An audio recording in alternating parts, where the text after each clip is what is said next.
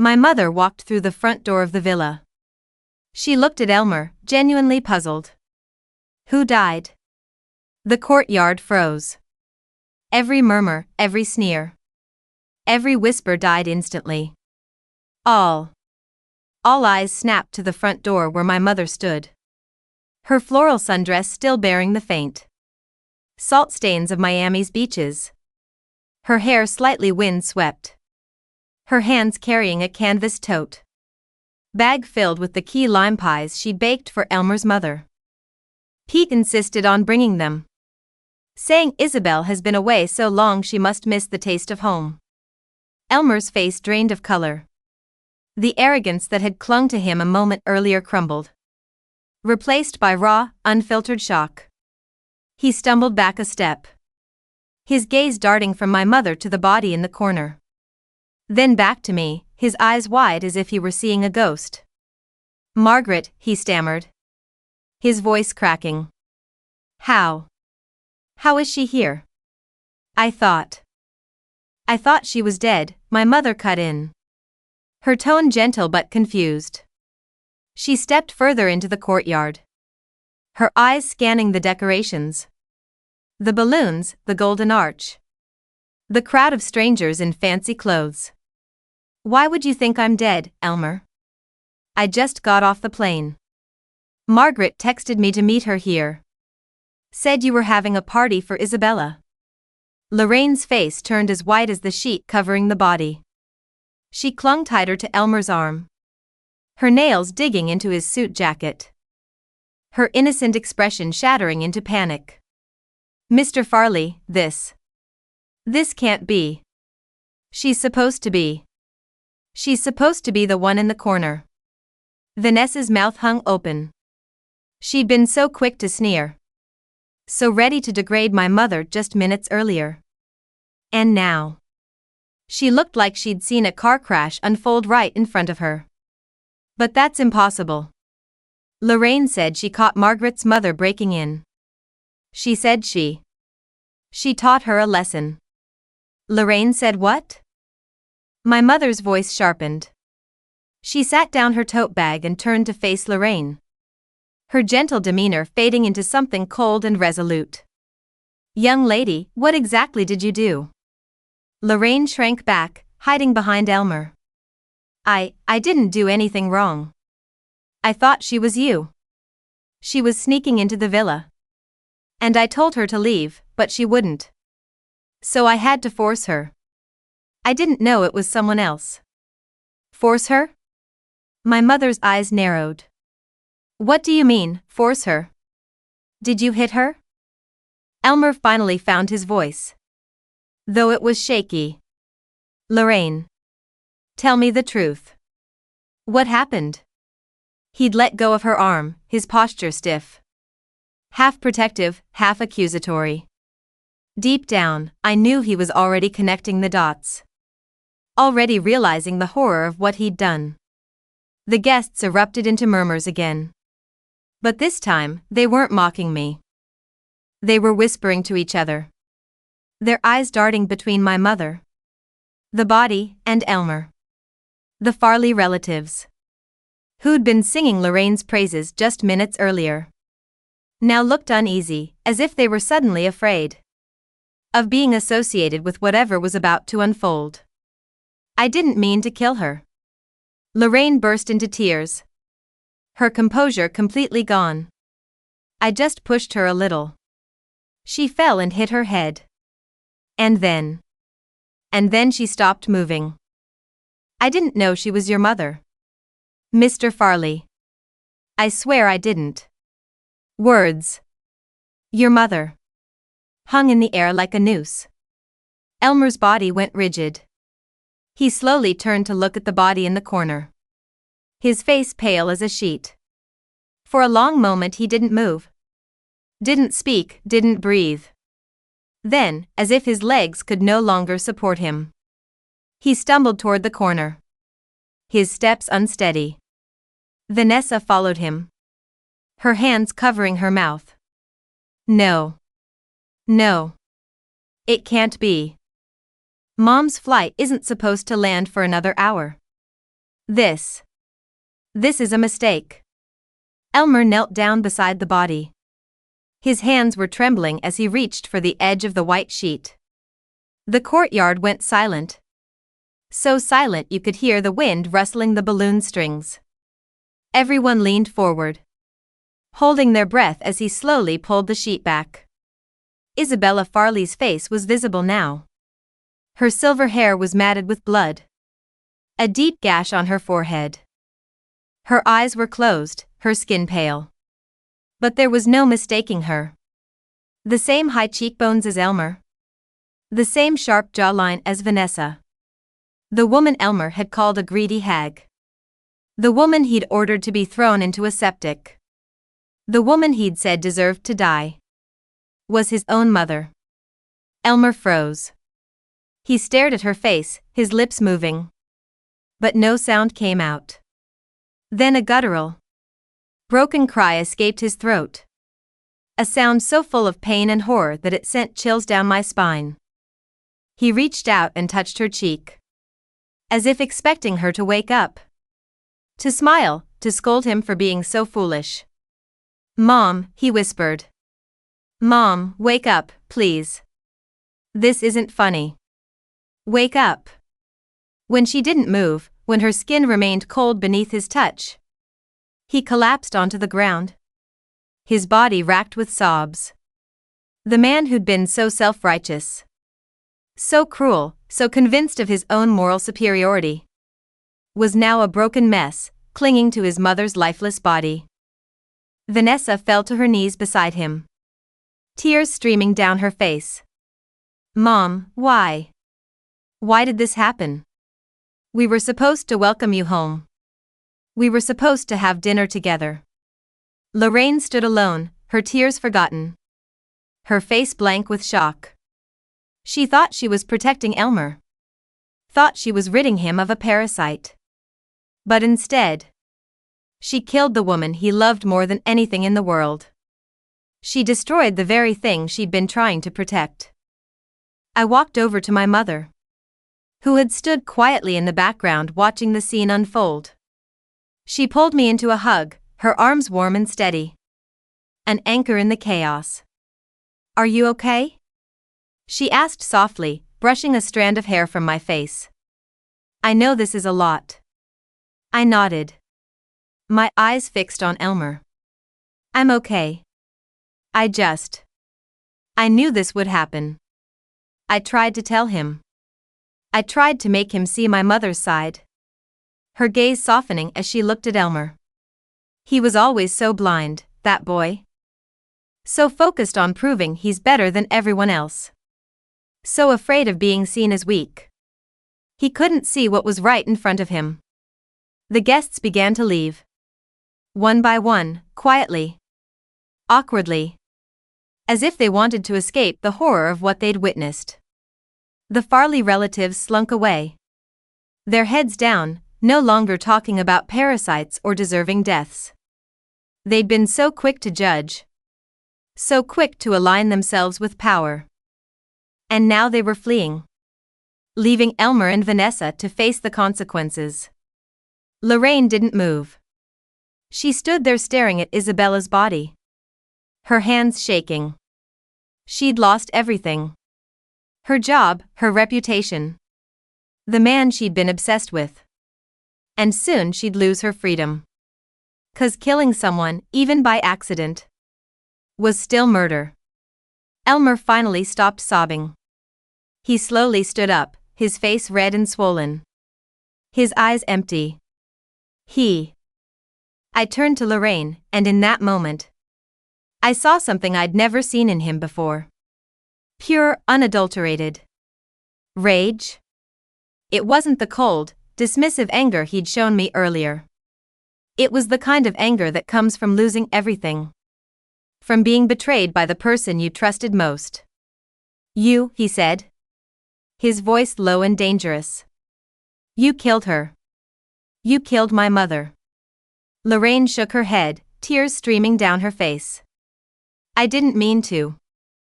I thought she was Margaret's mother. I thought I was helping you." "Helping me?" Elmer laughed. Bitter, hollow sound. You helped me.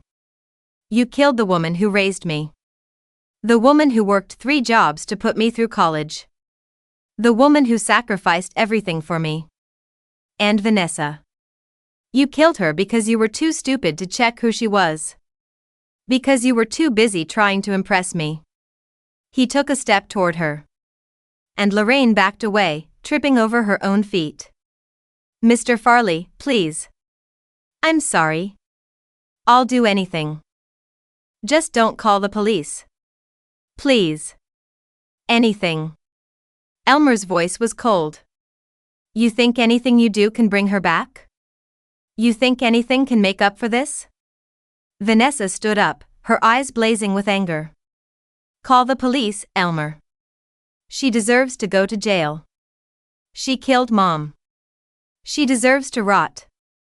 Elmer didn't move. He just stared at Lorraine. His eyes dark and unreadable. For a long moment, I thought he would attack her. Thought he would let his rage take over. But then he pulled out his phone. His fingers trembling. 9/11. He said. His voice steady. I need to report a murder. Lorraine let out a scream. But it was too late. The police would be here soon. She'd be arrested, charged. And sent to prison.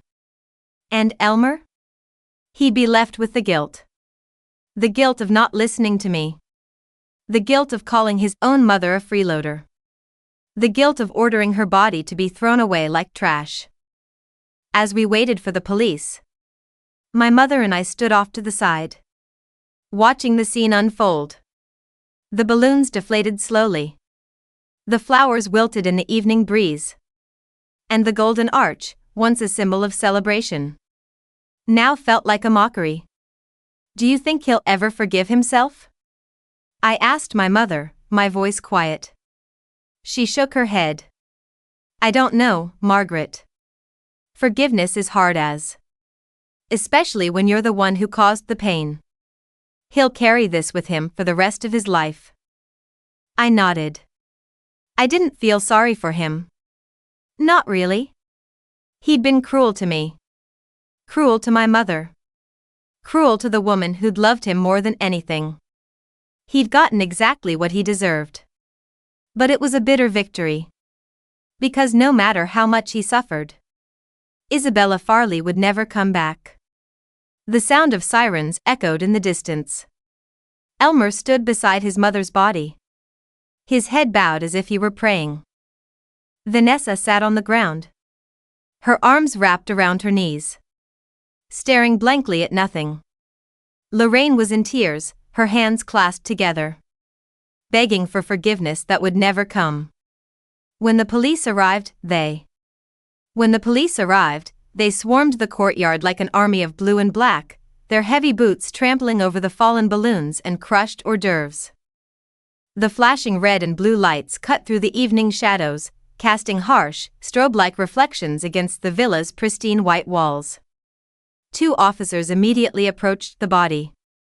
One checked for a pulse that had been gone for hours, while the other began stringing up yellow crime scene tape, cordoning off the very area where Elmer had just been hosting his extravagant welcome home party.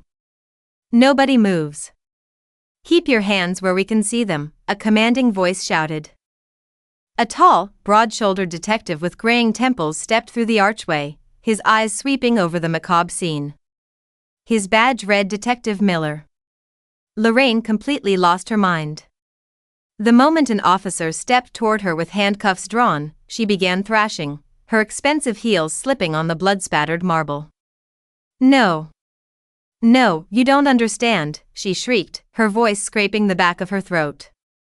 It was an accident. She was trespassing. I was defending the property. Tell them, Elmer.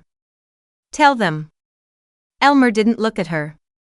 He remained kneeling in the grass a few feet from the tarp, his tailored suit ruined, his hands trembling in his lap. He looked like a hollowed-out mannequin. The arrogance that usually radiated from his pores had vanished, leaving behind a pathetic, aging man who had just orchestrated the ultimate tragedy of his own life. Ma'am, put your hands behind your back, the arresting officer ordered, grabbing Lorraine's wrists. The metallic click of the handcuffs echoed sharply over the murmur of the remaining police radios. Elmer! Lorraine screamed, the sound tearing through the humid night air.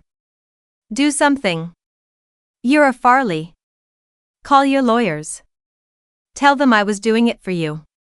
Vanessa, who had been rocking back and forth on the ground, suddenly snapped. She lunged at Lorraine with the ferocity of a wild animal, her perfectly manicured nails aimed straight for Lorraine's face. You stupid bitch! Vanessa roared, her voice unrecognizable. You killed my mother. You murdered her. Two officers had to intercept Vanessa, dragging her backward as she kicked and spat at the woman she had been sharing champagne with less than an hour ago. Detective Miller stepped between them, his expression hardened by years of seeing the ugly aftermath of wealth and entitlement. He turned his attention to Elmer. Mr. Farley? I need you to stand up. We need to ask you some questions. Elmer didn't move. He just stared at the sliver of his mother's gray hair poking out from beneath the sheet. Mr. Farley, Miller repeated, his tone leaving no room for negotiation. Slowly, shakily, Elmer got to his feet. He looked at the detective with dead, vacant eyes. She was supposed to be in Miami. Her flight was delayed. I didn't know. Who did you think it was, Elmer? The question didn't come from the detective. It came from me. I stepped forward, leaving the safety of my mother's side. The courtyard went dead silent again. Even Lorraine stopped thrashing for a fraction of a second. I wanted the police to hear this. I wanted it on the record, right here, right now, before Elmer's high-priced lawyers could swoop in and spin a narrative of a tragic misunderstanding. Elmer looked at me. His lips parted, but his throat bobbed uselessly. Tell the detective, Elmer, I pushed, my voice calm but laced with venom. Tell him whose mother you thought was lying dead under that sheet. Tell him what you told the guards to do with the body. Detective Miller's eyes narrowed. He pulled a small notepad from his breast pocket. What is she talking about, Mr. Farley? Lorraine, realizing that Elmer was going to let her take the fall entirely, saw her opening. The sheer terror in her eyes morphed into a desperate, feral vindictiveness. If she was going down, she was going to drag him into the abyss with her. He told them to throw her in the septic tank.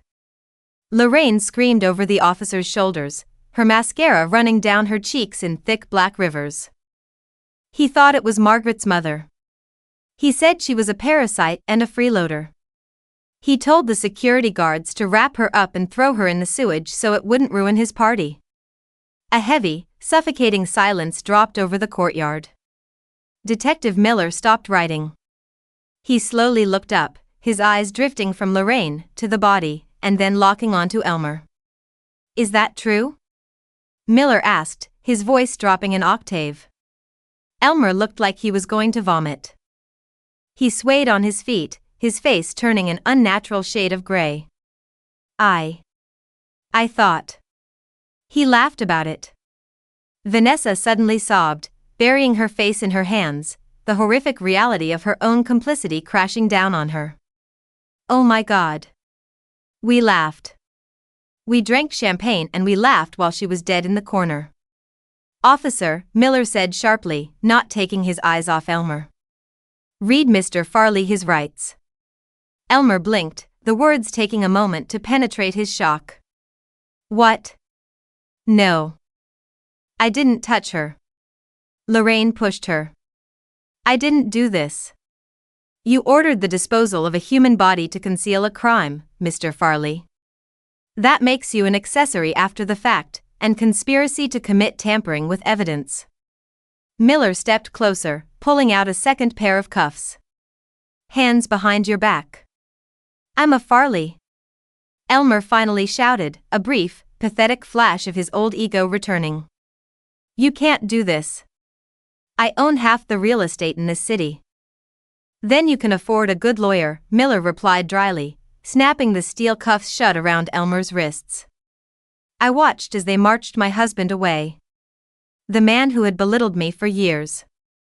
The man who had treated my family like dirt beneath his expensive Italian shoes.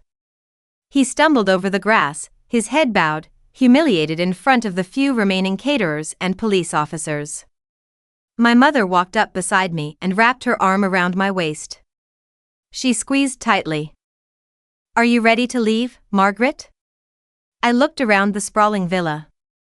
I looked at the lavish ice sculptures dripping into puddles, the imported caviar sitting out in the heat, the golden archway that spelled out "Welcome home." It was a monument to their vanity, built on cruelty, and it had become their graveyard. "Yes," I said quietly. "I'm ready to go home." The next few months were a masterclass in the absolute destruction of a dynasty. The media got hold of the story within hours. The headline "Millionaire orders dead mother thrown in septic tank," mistaking her for mother-in-law, became a global sensation. It was too gruesome, too absurd, and too drenched in dark irony to ignore. The Farley name, once synonymous with wealth and prestige, became a punchline on late-night talk shows and a cautionary tale in society columns. Farley Enterprises stock took a nosedive. Investors pulled out, desperate to distance themselves from a CEO facing felony charges for the desecration of his own mother's corpse. I filed for divorce the morning after the arrest. Elmer's lawyers tried to drag the proceedings out, but they had absolutely zero leverage. I had filed on the grounds of extreme psychological abuse and criminal misconduct. To make matters worse for him, the prenup he had so gleefully forced me to sign 5 years ago contained a standard morality clause, one his lawyers had drafted to ensure I couldn't embarrass the Farley name. The irony was exquisite. By violating the morality clause with a felony arrest, the prenup was nullified. I walked away with exactly half of the liquid assets he hadn't already tied up in failing defense funds. I used a fraction of the money to buy a beautiful, modest beach house in Miami for my mother and me. I spent my mornings drinking coffee on the deck, listening to the waves, and feeling a profound sense of peace. The oppressive weight of trying to please a man who was fundamentally incapable of love was gone. But the nightmare wasn't completely over. The criminal trial loomed over us like a dark cloud. The state offered Lorraine a plea deal if she testified against Elmer, but the district attorney wanted both of them behind bars. Lorraine was charged with second-degree murder, and Elmer was charged with accessory after the fact, conspiracy to tamper with a corpse, and obstruction of justice. Because they couldn't agree on a narrative, their defense strategies inevitably turned them against each other. It was a bloodbath. The trial began in mid-November. The courtroom was packed to the fire marshal's limit every single day. True crime bloggers, journalists, and former socialite friends of the Farleys crammed into the wooden pews to watch the spectacle. I was subpoenaed as the prosecution's star witness. When I took the stand, the courtroom was so quiet I could hear the hum of the fluorescent lights overhead. I wore a simple, dark blue dress. I didn't wear any makeup. I didn't need to put on a performance. The truth was damning enough. The prosecutor, a sharp-eyed woman named Ms. Caldwell, walked me through the events of that afternoon. Mrs. Farley, or rather, Ms. Hayes, Caldwell corrected herself gently, acknowledging my maiden name. "Could you describe the defendant's demeanor when Ms. Lorraine informed him that she had killed someone she believed to be your mother?" I looked past the jury box and locked eyes with Elmer. He was sitting at the defense table, wearing an ill-fitting gray suit. He had lost at least 20 pounds. The hollows of his cheeks were deeply shadowed, and his hair, once impeccably styled, was thinning and dull. He looked away the moment our eyes met. "He was annoyed," I said, my voice steady, carrying clearly across the courtroom. A murmur rippled through the gallery. The judge banged his gavel. "Annoyed?" Caldwell prompted. "Not shocked? Not horrified?" "No," I replied. He was upset that Lorraine had caused a mess right before his party. He told her she was an idiot for doing it in the house. He said my mother was a freeloader, a parasite, and that she deserved it, but that Lorraine shouldn't have left the body where the guests could see. Lorraine, sitting at the adjacent defense table, began to quietly sob into a tissue.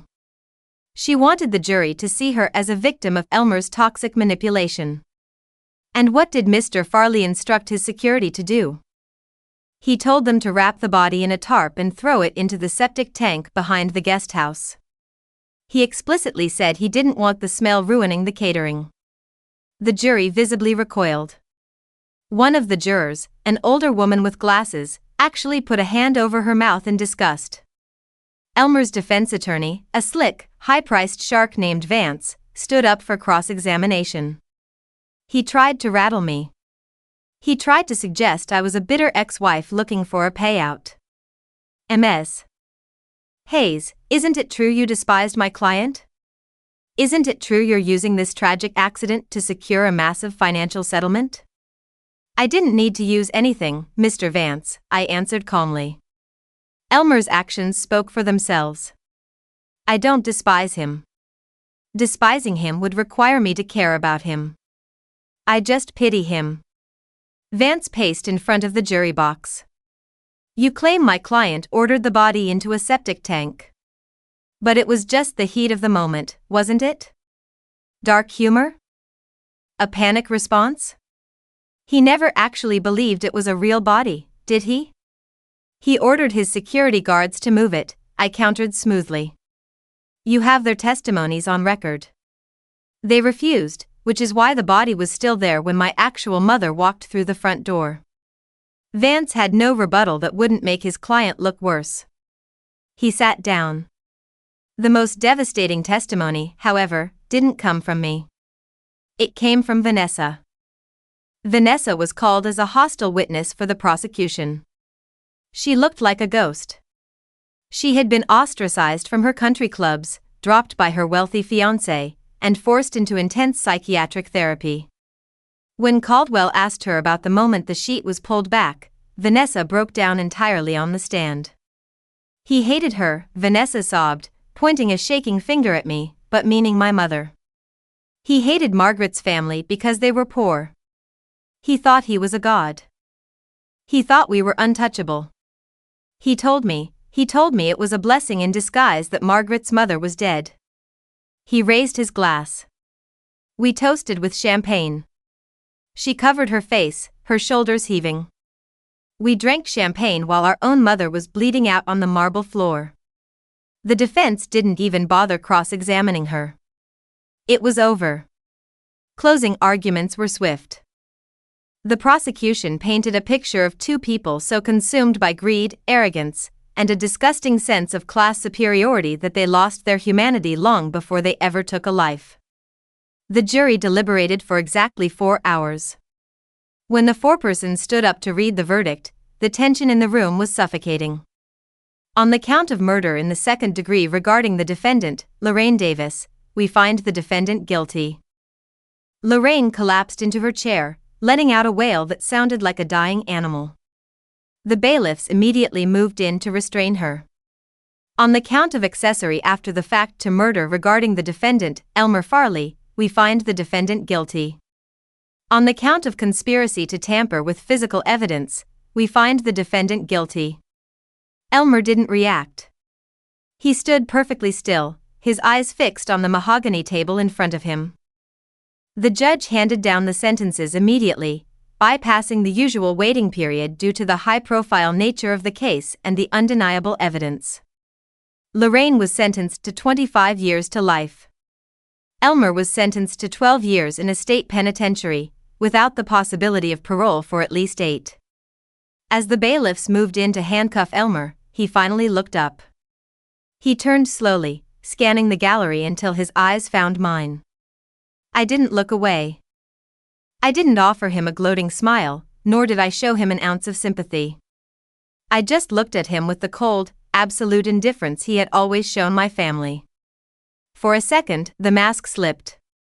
I saw the pure, unadulterated terror in his eyes. He wasn't going to a country club prison for white-collar crimes. He was going to a maximum security facility for attempting to desecrate a corpse. His money was gone. His mother was dead by his own hubris. His sister would never speak to him again. He was entirely, utterly alone in the universe. He opened his mouth to say something, but the bailiff jerked his arm roughly. "Let's go, Farley. Show's over." I watched as the heavy wooden doors of the courtroom swung shut behind him, sealing his fate. 2 years later. The Florida sun was warm against my skin. I sat on the wooden deck of our beach house, a gentle ocean breeze rustling the pages of the book I was reading. The smell of salt water and blooming hibiscus filled the air. The screen door creaked open, and my mother stepped out, carrying 2 plates. Fresh out of the oven, she smiled, setting down a slice of warm key lime pie in front of me. Though I tweaked the recipe a bit. Less sugar, more lime.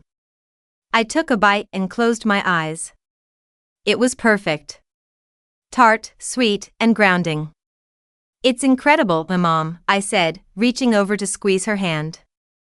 She sat down next to me, looking out at the horizon where the turquoise water met the blue sky. We didn't talk about Elmer anymore. We didn't talk about the villa, or the party, or the trial. That chapter of our lives had been excised like a tumor. I had started my own interior design firm, focusing on cozy, functional homes for middle-class families. Houses built for love and laughter, not cold, echoing monuments to ego. My mother helped me manage the books, and on weekends, we baked, we walked the beach, and we actually lived. Sometimes, late at night, I would think about the sheer absurdity of it all. How a single moment of blinding arrogance had unraveled an empire. Elmer had spent his entire life building walls to keep people like us out, convinced that his wealth made him invulnerable to the consequences of his own cruelty. But in the end, the universe has a funny way of balancing the scales. The man who thought he was a god was now just a number in an orange jumpsuit, scrubbing floors in a concrete cell, forced to live every single day with the ghost of the mother he had carelessly thrown away. I took another bite of the pie, the sweet taste lingering on my tongue.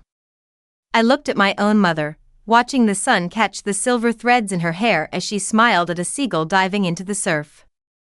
I didn't need a golden archway or a billion-dollar bank account to know what I had. I had peace. And unlike Elmer's fortune, it was something nobody could ever take away from me.